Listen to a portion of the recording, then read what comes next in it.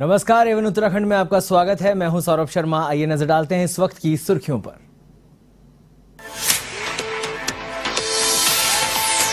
स्वर्गीय इंद्रमणि बड़ोनी की पुण्यतिथि पर कार्यक्रम। मुख्यमंत्री पुष्कर सिंह धामी ने पुष्पांजलि अर्पित कर दी श्रद्धांजलि। कहा, बड़ोनी की उत्तराखंड राज्य निर्माण आंदोलन में रही थी महत्वपूर्ण भूमिका।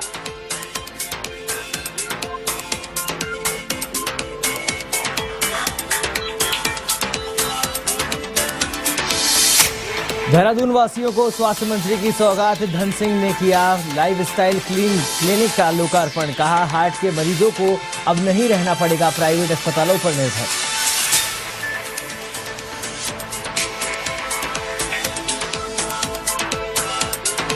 राज्य कर्मचारियों के लिए किए गए निर्णय पर कर्मचारियों में आक्रोश। शिक्षक संघ ने किया प्रदर्शन। भारत सरकार की तर्ज पर दिया जाएगा डाउनग्रेड पे।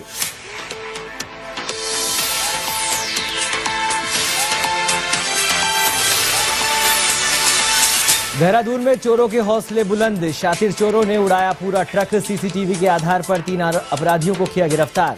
पुलिस टीम को 10,000 के इनाम की घोषणा।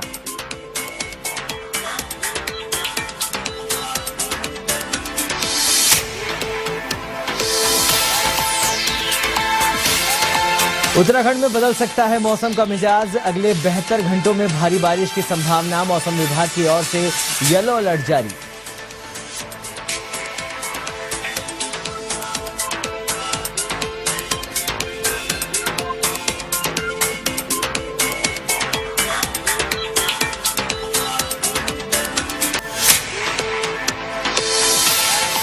और अब खबरें विस्तार से। मुख्यमंत्री पुष्कर सिंह धामी ने स्वर्गीय इंद्रमणि बड़ोनी की पुण्यतिथि पर मुख्यमंत्री आवास में उनके चित्र पर पुष्पांजलि अर्पित कर श्रद्धांजलि दी।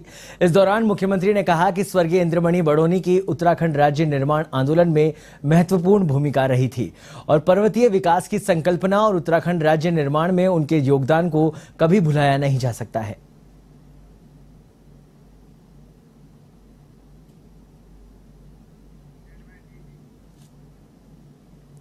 राजकीय दून मेडिकल कॉलेज चिकित्सालय के ओपीडी भवन की द्वितीय मंजिल में स्वास्थ्य मंत्री धन सिंह रावत द्वारा लाइफस्टाइल क्लिनिक का लोकार्पण किया गया। आपको बता दें कि अब उत्तराखंड के सरकारी अस्पताल में पहली बार कैथ लैब की शुरुआत होने जा रही है। साथ ही हार्ट के मरीजों को प्राइवेट अस्पतालों पर निर्भर नहीं रहना पड़ेगा।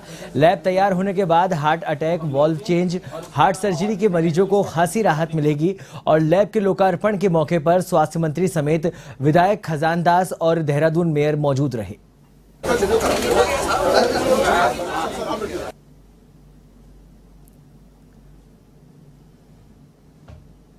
देखिए, मेडिकल कॉलेज देहरादून में आज हमने कैथ लैब का जो है यहाँ पे शिलान्यास किया है और हमारा प्रयास रहेगा कि 9 नवंबर को राज्य स्थापना के दिन हमारे मुख्यमंत्री जी इसका विधिवत उद्घाटन करेंगे। तब तक ये बनके तैयार हो जाएगा।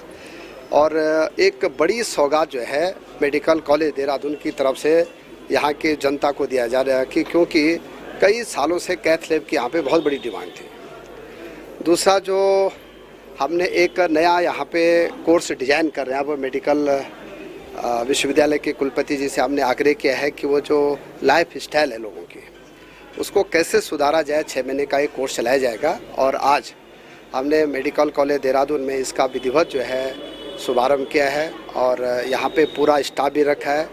कोई भी व्यक्ति यहाँ पे आ सकता है कि भाई वो अपने पूरे लाइफ स्टाइल के बारे में, उसको क्या खाना है, कितना जो है वजन होना चाहिए, क्या क्या उसको मेडिकल की तरफ से वो मिलनी चाहिए कि ताकि वो अपने को हिसाब से ढाल सके। अल्मोड़ा में मां नंदा सर्वदलीय महिला समिति द्वारा नंदा देवी मंदिर परिसर में आयोजित 2 दिवसीय कृष्ण जन्माष्टमी महोत्सव का आगाज हो गया है।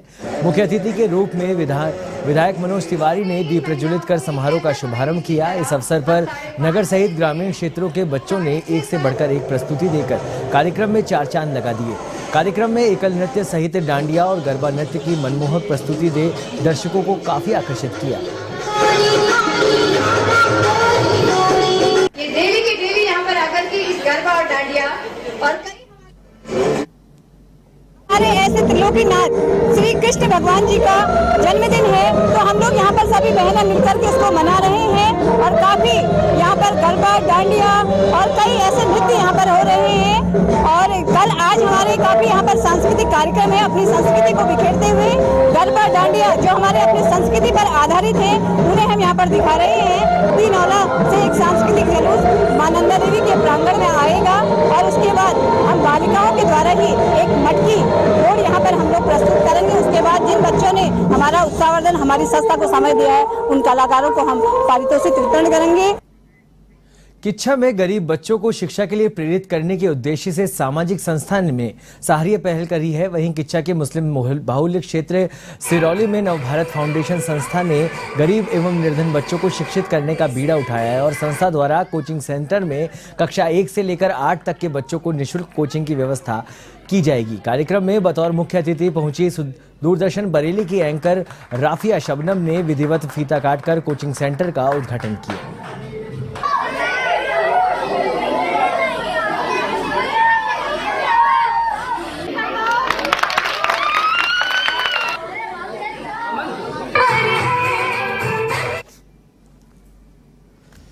नवभारत फाउंडेशन द्वारा यहाँ पे फ्री कोचिंग क्लासेस का ओपनिंग की गई थी, जिसकी ओपनिंग आज दूरदर्शन की पत्रकार राफिया शबनम जी ने की है। और यहाँ पे गरीब बच्चों को शिक्षा दी जाएगी। जो बच्चे स्कूल के बाद यहाँ पे फ्री कोचिंग ले सकेंगे और जो बच्चे यहाँ पे काफ़ी गरीब परिवार के लोग रहते हैं जो कि स्कूल नहीं जा पाते, उनके लिए हम लोग अलग से सुबह में भी कोचिंग करवाएंगे उनको। और यहाँ पे 3 बजे से 7 बजे तक कोचिंग दी जाती है। ये बहुत ही अच्छा इनका सराहनीय कदम है और उम्मीद करते हैं कि ज़रूर आगे पहुंचेगा। तो बुलाया था मुझे तो मैं भी आ गई। तो बातों बातों में पहुंच जाता है जहां पहुंचना चाहिए और आप सब लोग समझदार हैं और जो राजनीति चला रहे हैं मेरा इशारा उन्हीं की तरफ है। और जो हिंदू मुस्लिम के बीच खाई बढ़ती जा रही है मेरा इशारा भी उसी तरफ है कि किस तरह से आज़ादी हमने ली है, किस तरह हिंदू मुस्लिम सिख ईसाई ने ली है, किस तरह से आज मुस्लिम टारगेट हो रहा है। ऋषिकेश के मालवीय मार्ग पर स्थित ब्रह्मा देवी राजकीय प्राथमिक विद्यालय नंबर 7 की बिल्डिंग में भूमाफियाओं के द्वारा खुर्द करने का मामला सामने आया है। आरोप लगा है कि दिल्ली के कुछ भूमाफिया अचानक स्कूल में पहुंचे और स्कूल का सामान उठाकर बाहर फेंकने लगे। स्कूल में मौजूद नौनिहालों के साथ भी भूमाफियाओं ने बदसलूकी की, जिसके बाद महिला प्रधानाचार्य की सूचना पर कोतवाली पुलिस स्कूल पहुंची। वहीं स्कूल की प्रधानाचार्य की माने तो वर्ष 1941 में ब्रह्मा देवी ट्रस्ट की ओर से स्कूल चलाने के लिए नगर पालिका को संपत्ति दान में दी गई थी और 81 वर्ष बीतने के बाद अब ब्रह्मा देवी ट्रस्ट के खुद को ट्रस्टी बताने वाले भूमाफिया स्कूल पर अपना हक जता रहे हैं।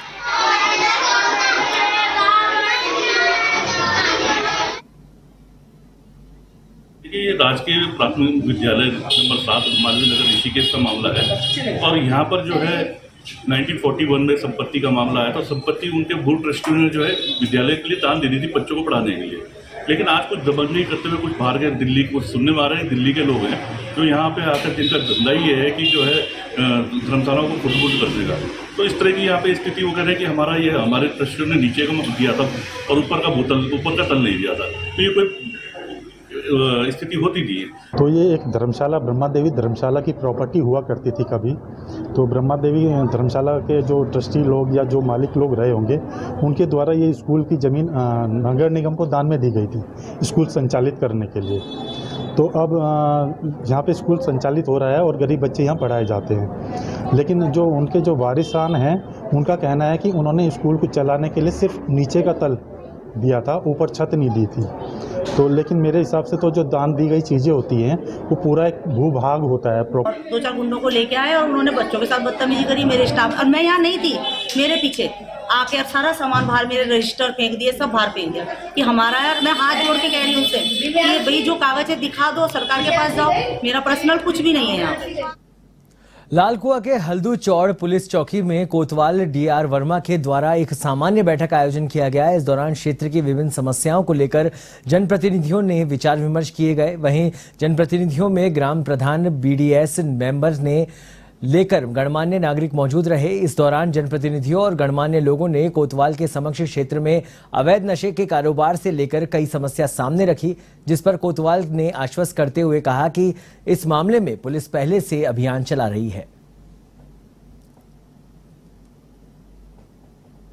आज हमारे नए कोतवाल साहब ने सभी जनप्रतिनिधियों को यहाँ पर आमंत्रित किया था और सभी परिचय प्राप्त किया था। साथ ही साथ क्षेत्र में होने वाली बहुत सारी गतिविधियाँ जो कि इस समय सभी के लिए समस्या का सबब बने हुए हैं, उनका समाधान और पुलिस के क्या रूल है और रेगुलेशन है और उनसे कैसे इम्प्लीमेंटेशन कर सकते हैं। साथ ही साथ आप लोगों के हम लोगों के क्या अधिकार हैं और उनका उपयोग हम किस प्रकार से कर सकते हैं। साथ ही साथ क्षेत्र में रहने वाले बहुत से मकानों जो कि बाहर से आगंतुक हैं, जो लोग भी यहाँ पर किराए पर रह रहे हैं, उनका सत्यापन के बारे में मुद्दे तो बहुत सारे थे। जो क्षेत्र में आजकल हमारे क्षेत्र में एक अवैध रूप से शराब और स्मैक के जो प्रचलन बढ़ा है पिछले 4-5 सालों में, जिसमें हमारी जो नई पीढ़ी है बर्बाद हो रही है, उसके विषय में हमने एक वार्ता करी साहब से। और दूसरा एक बहुत गंभीर मुद्दा चल रहा था हमारे वहाँ जो क्षेत्र में जो फेरी वाले घूमते हैं, जिनके पास जिला पंचायत की रसीद रहती है, लेकिन हमें सिर्फ इस बात का एक कन्फ्यूजन था कि उनका पुलिस वेरिफिकेशन होता है या नहीं होता। अगर होता है तो फिर वो कौन लोग करते हैं, और क्या जिला पंचायत की रसीद मात्र लेकर घूमने से क्या वो उनका सत्यापन हम माने।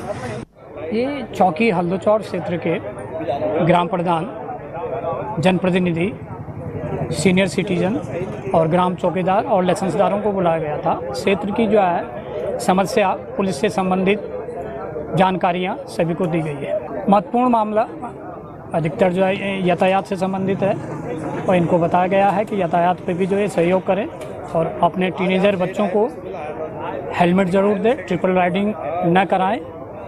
साथ ही नशे के उसमें भी बात चली और इसमें भी कार्रवाई की जा रही है। देहरादून और उसके आसपास के क्षेत्र में चोरों के हौसले इतने बुलंद है कि देहरादून के दोहेवाला में शातिर चोरों ने एक पूरा ट्रक ही उड़ा दिया। सूचना मिलते ही डोईवाल पुलिस ने सीसीटीवी को खंगालना शुरू किया तो पता लगा कि 3 शातिर अपराधी ट्रक को लेकर हरिद्वार की तरफ भागे हैं। डोईवाला ने से हुई ट्रक की चोरी के आरोपियों को पकड़ने के लिए सीओ डोईवाला पुलिस तत्काल पुलिस ही की 3 टीमें बनाकर सभी को हरिद्वार रवाना कर दिया। साथ ही बॉर्डर पर पुलिस को अलर्ट कर दिया गया, जिसके बाद पुलिस ने मुस्तैदी से आखिरकार ट्रक और उसके चोरी करने वाले 3 अपराधियों को गिरफ्तार कर लिया। वहीं अपराधियों को पकड़ने वाली पुलिस टीम को 10,000 का नगद इनाम देने की घोषणा भी की गई है।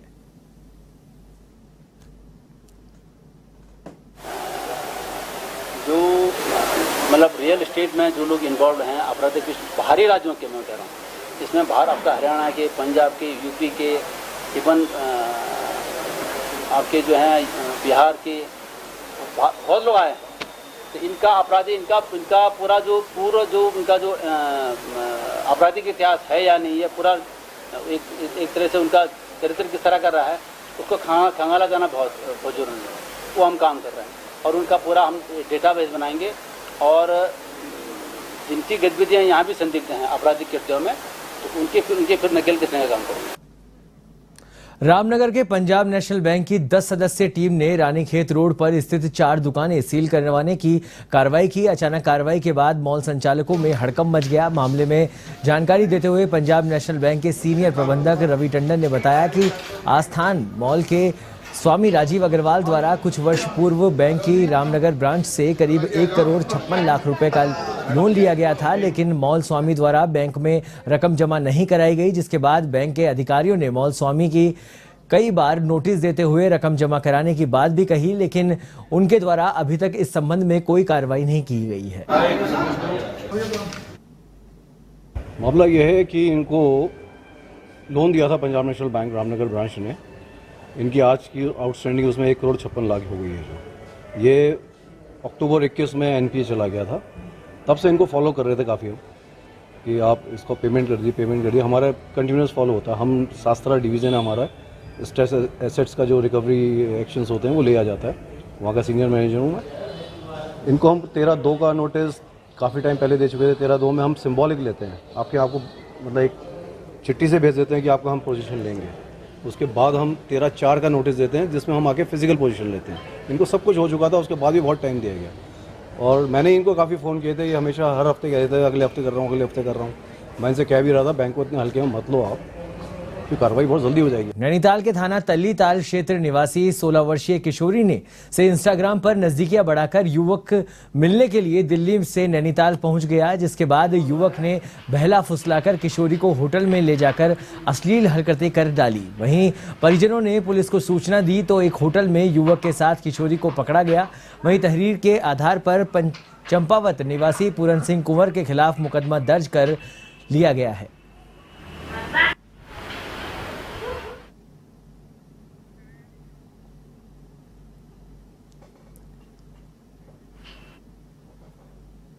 देखिए, कल ये सूचना प्राप्त हुई थी, उसकी बहन ने एक तहरीर दी थी थाना में आकर के, उसके आधार पर मुकदमा पंजीकृत कर लिया गया है और जो मुलजिम था उसमें उसको भी अरेस्ट कर लिया गया है। अब उसे मेडिकल करा करके और माननीय न्यायालय में प्रस्तुत किया जा रहा है। अब राज्य सरकार के कर्मचारियों के लिए भारत सरकार की तर्ज पर लिए गए डाउन ग्रेड पे निर्णय पर कर्मचारियों में काफी आक्रोश है।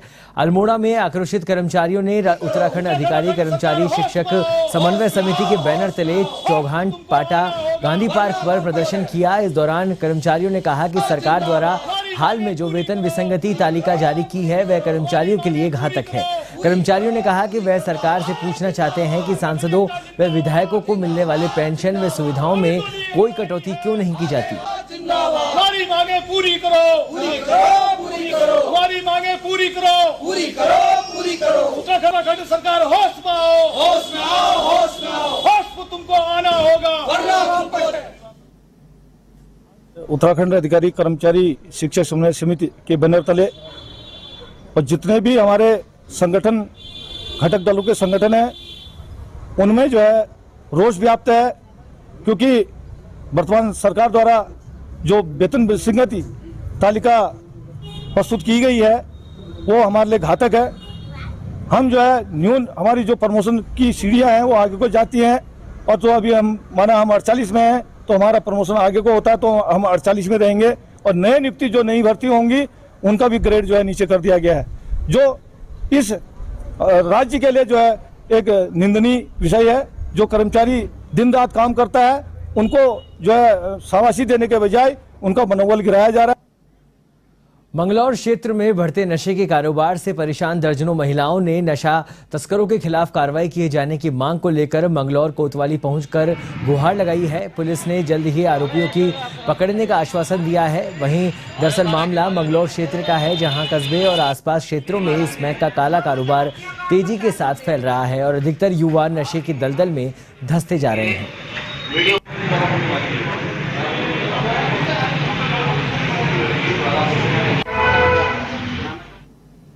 नशा खत्म करने के लिए आए हैं यहाँ पे।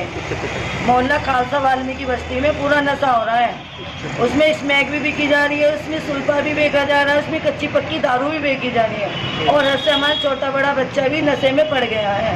इसलिए हमने इसको खत्म करने के लिए ठान ली है, नशा खत्म करने के लिए। बच्चे इस स्थिति में है कि उन्हें खाने का भी पता नहीं है, क्योंकि उनको अगर वो इस टाइम सोएंगे तो रात को इसी टाइम उठेंगे अगले दिन। इतना बुरा हाल हमारे बच्चों का है। अच्छा, और फिर उनका नशा टूट जाएगा तो चोरी की तरफ भागेंगे, चोरी करेंगे। अच्छा, इसीलिए हमारी 2 बहन से भी खुल गई मोहल्ले में सर, ये पता नहीं कि किसने खोल ली, लेकिन कराते नशे वालों नहीं है। बस हमारे तो ये समस्या है कि नशा बस हमारी तरफ से तो बिल्कुल खत्म हो जाए। इस संबंध में नशे, अवैध शराब, स्मैक, गांजा आदि की जो सूचनाएं प्राप्त हो रही हैं उन पर हम लोग प्रभावी कार्रवाई कर रहे हैं समय समय पर पूरा थाना क्षेत्र में। और जो महिलाओं के द्वारा जो ज्ञापन मिला है उसको भी, उसमें जो उनके द्वारा स्थान बताए गए हैं उन पर भी हमने जो है कार्रवाई करी है और कार्रवाई के पश्चात जो है इस पर। जालौर घटना के विरोध में रामनगर में कई संगठनों ने प्रदर्शन किया और आरोपी शिक्षक को फांसी की सजा देने की मांग की है। इस दौरान भाजपा अनुसूचित मोर्चा की ग्रामीण मंडल अध्यक्ष इंदर लाल ने कहा कि स्कूल में पढ़ने वाले अनुसूचित जाति के बच्चों के साथ हुए दुर्व्यवहार का अनुसूचित मोर्चा विरोध करता है।